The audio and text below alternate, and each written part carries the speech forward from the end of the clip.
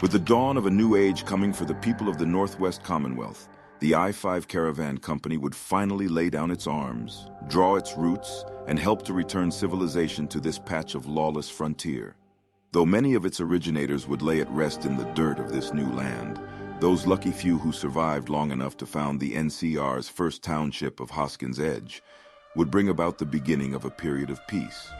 Though the people of the Caravan Company could never have known the impact they would have on the future of the trails they had blazed, they marched, boldly, into the annals of history, with camaraderie, hope, vision, and good bourbon. Many of their individual stories would be forgotten, but the people of the Northwest Commonwealth never let the memory of the I-5 Caravan Company fade from their hearts.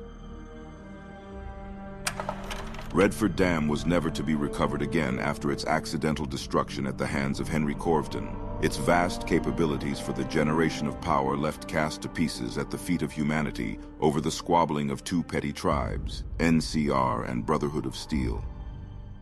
Its turbines obliterated under the pressure of the upper river, and its control center buried under feet of rubble. It would become yet another relic of the times before the war. Its only remaining purpose now to serve the whims of prospectors, who would pick at its corpse like vultures for years to come. In an unknowingly heroic act by the Los Vaqueros Mercenary Company, the West Tech facility along the East Coast was completely destroyed. Although its destruction would leave behind a small mound of rubble and congealed liquid FEV, the remainder would be so degraded that it would no longer be able to mutate humans. As a result, Sam and the Vaqueros were responsible for the slow extinction of supermutants from the region, their brutish and savage nature leading them to tear themselves apart, or be hunted down by mercenaries and soldiers. In only a few decades, the mutants that could not coexist peacefully with humans would be only stories of the past, and their menace would never again return to haunt this corner of the wasteland. Horrified by the brutal fate of his friend and companion, the Mechanist, who had been executed in cold blood by NCR, the antagonizer would retreat deep into the forests of the Northwest Commonwealth, planning, plotting, and scheming. But for all his thoughts on how to make the NCR pay to ultimately bear no fruit. When he felt the detonation at Fort Hoskins and heard of its effects, he let go of the rage he had carried, knowing that his request for Dr. Vogelman to avenge the Mechanist had been fulfilled. With no villain to rage against, the antagonizer would create a new one, out of himself. He would remain violently isolationist until one day, not too long afterwards, a charismatic man would find him and tempt him with rumors of a faraway paradise, leading him to abandon the Northwest Commonwealth entirely. With final dying breaths, the NCR's fragile hold over the Northwest Commonwealth was shattered for good. With Dr. Faulkner executed at the orders of Major Hall, no man would remain at Fort Hoskins with the means or authority to prevent the use of the old Melsville bomb. In a gluttonous display of what lengths he was truly willing to go in order to see total victory over Caesar's Legion and the Brotherhood of Steel, Major Hall's reliance upon Dr. Baron Vogelman to rearm the bomb would be his downfall, and the death knell for any hope at NCR holding sovereignty over the Northwest Commonwealth this century. In a massive quake that could be felt and seen for miles around, Fort Hoskins was turned into a desolate swath of glass and ash, the old Melsville bomb it housed being turned against itself by Vogelman in a maniacal scheme to upset the balance of power in the region and ensure NCR would be unable to stake a total claim over the Northwest anytime soon.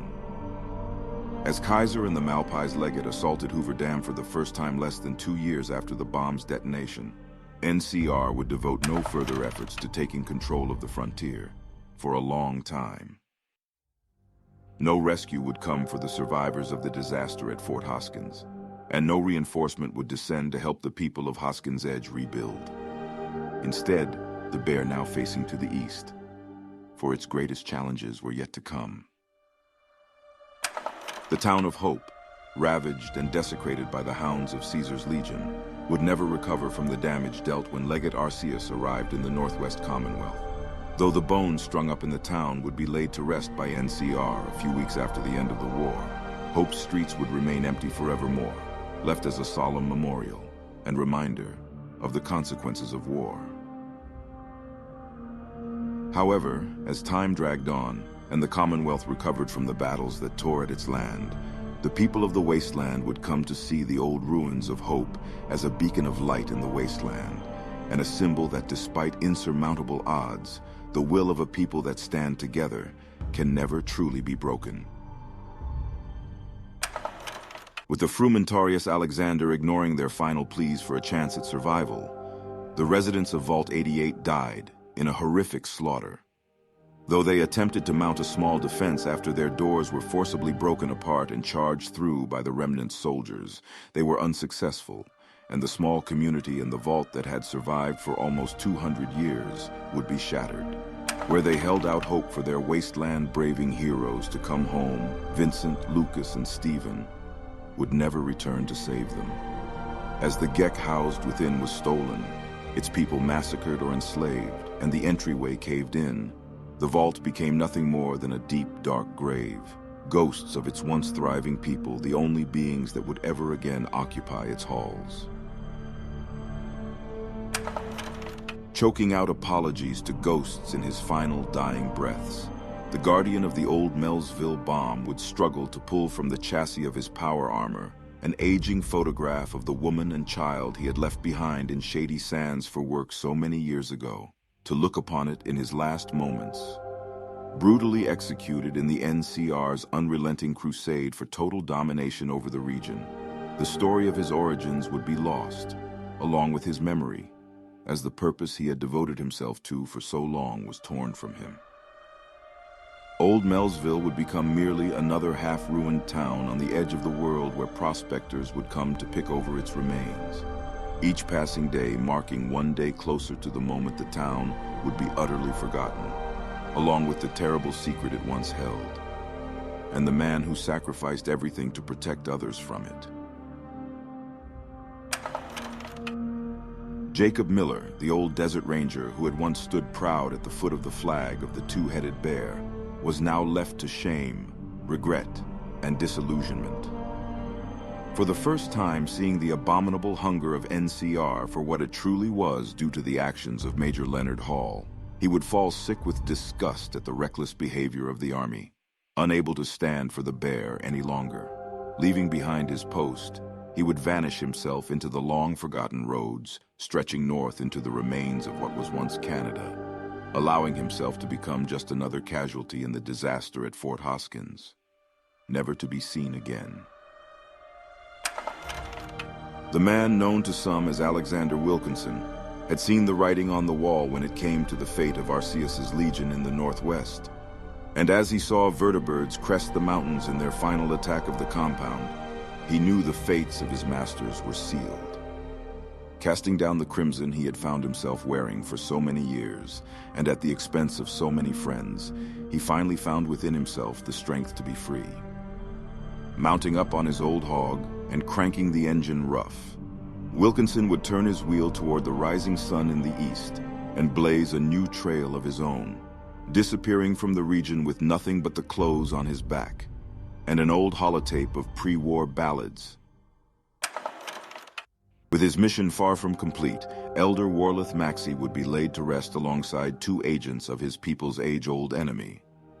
After giving his life in defense of New Bastion despite the best efforts of his friends and his enemies, his armor would be returned to the Brotherhood, but a helmet and a rifle would be left to mark his grave. He could never have seen what path leaving the Mojave chapter to pursue Leeds in the northwest would lead him down, but Elder Maxey knew that in the wake of his sacrifice, the Commonwealth would be safely shepherded in the strong hands he had helped to shape as leaders in the region. Far later, the only thing that would remain to mark that a noble warrior was buried at Black Mountain would be the rusted-through remains of a half-buried helm that scavengers for generations to come would leave to rest, as one final act of appreciation for the man who had given the last of his strength to protect rather than conquer.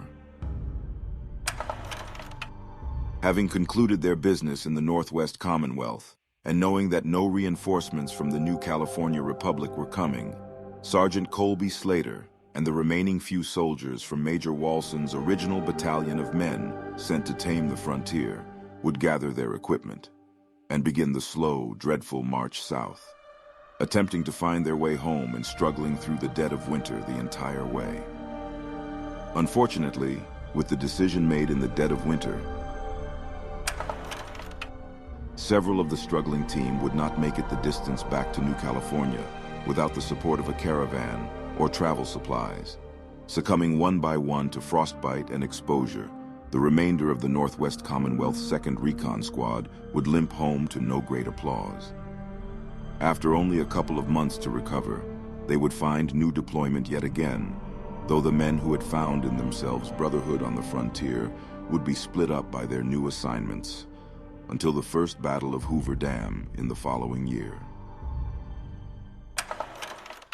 The old Poseidon energy plant just outside of Greenery Flats would continue to churn out power for the lucky few who the Northwest chapter of the Brotherhood of Steel deemed appropriate.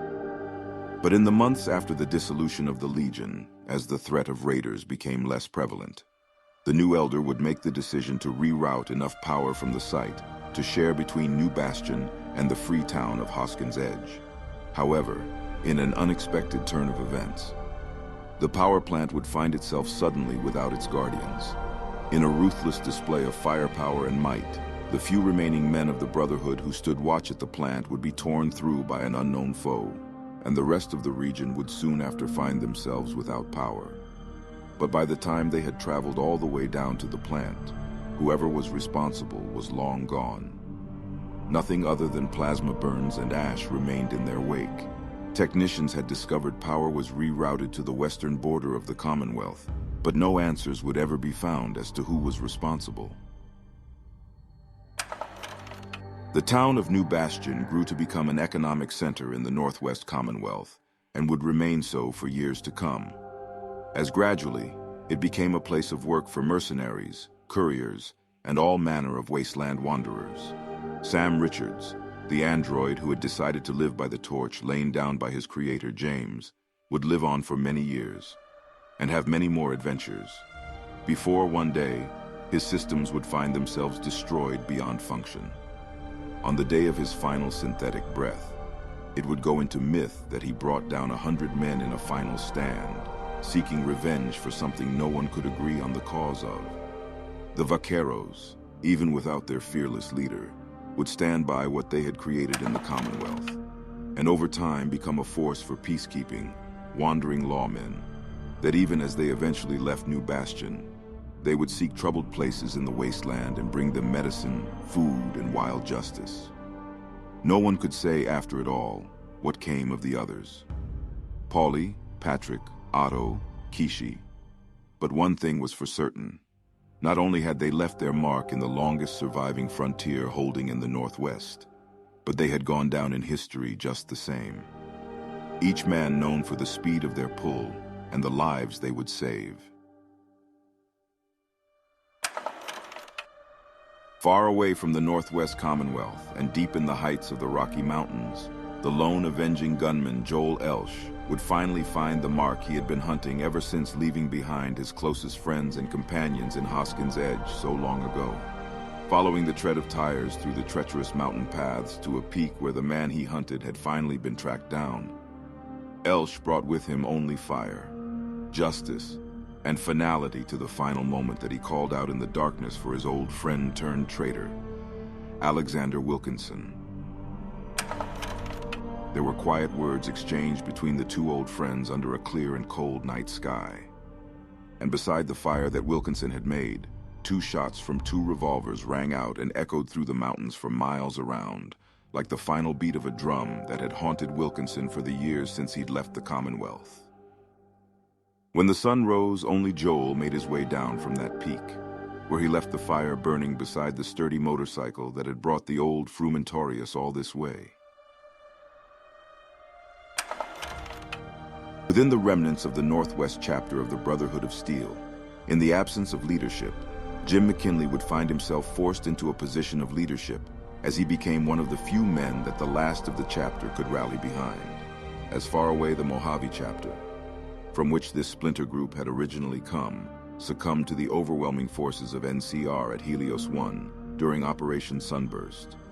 McKinley was finally elevated to the position of elder over the Northwest chapter, with Primus raised to the standing of head scribe and Armstrong taking the place of head knight. The few members of Recon Team Hope, named for the town ravaged by the Legion long before, became those most responsible for completing the goals set in motion by their predecessors. In the end, it is likely that if Elder Maxey had not kept the expedition team away from the Mojave chapter and broken from them, Helios could have possibly been held, and the legendary battle over the solar field might just have turned out differently in the end. But now, bravely facing a new dawn, the Northwest chapter would become known for their efforts to assist the local communities to the best of their abilities, so long as these communities did not become too technologically advanced. Having grasped at the opportunity to get away from the zealots of the Brotherhood of Steel before winter fell, Henry Corfton had already taken the first steps into the north in search of what rumors he'd heard. That hidden somewhere in the snow was a paradise, a world untouched by nuclear fire, where the possibility of a better life could be pursued, and where his old friend David Boyega was said to have gone. He left no note for his comrades, and was eventually presumed dead, his name added to the far too long list of those fallen in the campaign to secure the frontier for the Brotherhood. Henry would go on to use this to his advantage. None would come looking for him, and it is not known whether he ever returned to the wasteland, or if he did, in the end, find his paradise, or the long-lost friend he once thought to be dead. Unknown to the friends he'd come to know, Dr. David Sheffield, after falling victim to Legion imprisonment when the Brotherhood had abandoned the compound, would eventually come to be rescued by his old friend, Henry Corfton, and he would go on to remain at his side, packing up what few possessions he could still find. He would stand at Corfton's side, having been convinced that a better world could be found to the north, as so many others had come to believe, with many questions unanswered and crimes unpunished, if not undiscovered. Sheffield would disappear over the horizon alongside Corfton and fade into history, his name dying as it perhaps should have, long ago. The next year, the survivors of Walson's battalion would finally find themselves reunited, staring down oblivion from across the Colorado. Fighting alongside each other to many of their last breaths, the warriors forged in the crucible of the frontier would prove to be a formidable force. And after chipping away at Kaiser's grand armies and the tactics of the Malpais legate, Slater's detachment of NCR soldiers would be the ones to lure in the Legion's advance to Boulder City on the orders of Hanlon. In their desperate bid to gain the upper hand over Kaiser and his legate, the brave men-at-arms would fall one by one over the course of their strategy. Stockton, warring upon the forces of the East boldly in the armor of Maxey, would survive. But Rivers, West, Burns, Clear, Early, and Peterson would be slain over the course of the battle, their names etched into the memorial alongside too many others, those who had given their lives for the NCR, and would be remembered through history for their brave stand. Slater would have little time to mourn, as he would find himself pulled back to pursue leads in Baja, and in solemn remembrance, he would look for answers on his own quest, his trail leading deep into the Long 15, never to be heard from again. The wanderer Peter Cliff, who had found his true calling on the frontier in helping to establish the freehold of Hoskins Edge, would eventually make his way back to the small town and rekindle the lost embers of its flame. When the beacon at the center of town was lit again, and those in the frontier could safely return to their homes, now that the radiation from the detonation at Fort Hoskins had faded, the town became a place of peace. Though he lacked his once true sheriff, Joel Elsh, he would find another to aid him. And over time, the Edge would disarm themselves beyond those keen enough to enforce the law. Contrary to New Bastion's development into a mercenaries' town, Hoskins Edge became a place where the haggard and worn people of the frontier could settle and be safe, protected by the town's walls from the outside, no longer living in fear of the next great enemy to stand against them. Though as Cliff was a wanderer by nature, he would not stay forever. And after the town was in a condition he found to be sustainable, he, like the vaqueros, would be brought to wander. Perhaps he too had been drawn in by the luring promise of paradise to the north. Or perhaps he made his way back home in the east to seek revenge against Caesar and his legion.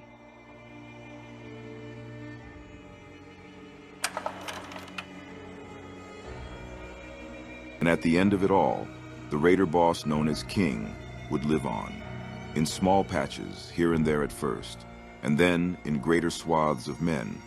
He would begin his quest to discover a greater glory than he had found in his time leading the Grunts. Having been spared after the battle to seize New Bastion away from the control of the Grunts, King had set his mind to plan. And plan he did. King would gather from each corner of the frontier a new breed of loyal soldier, and form for himself an army, a kingdom, that he would lead north into the expanse, beyond Old Seattle, and in search of paradise. With him would stand many of those broken by the will of the frontiersfolk of New Bastion and Hoskins Edge. And in King's growing army, he would find a place for all. Super mutants, deserters from the Legion, savages, his old raiders from the Grunts, the Antagonizer, and a trusty old robot that had been left for dead. This force would amass, but it would leave the frontier. And in the end, the frontier would find itself safer for it. And although the frontier would find itself at peace for decades to come, well, with King on the march and so many others searching in the snow to find it, one thing is for certain.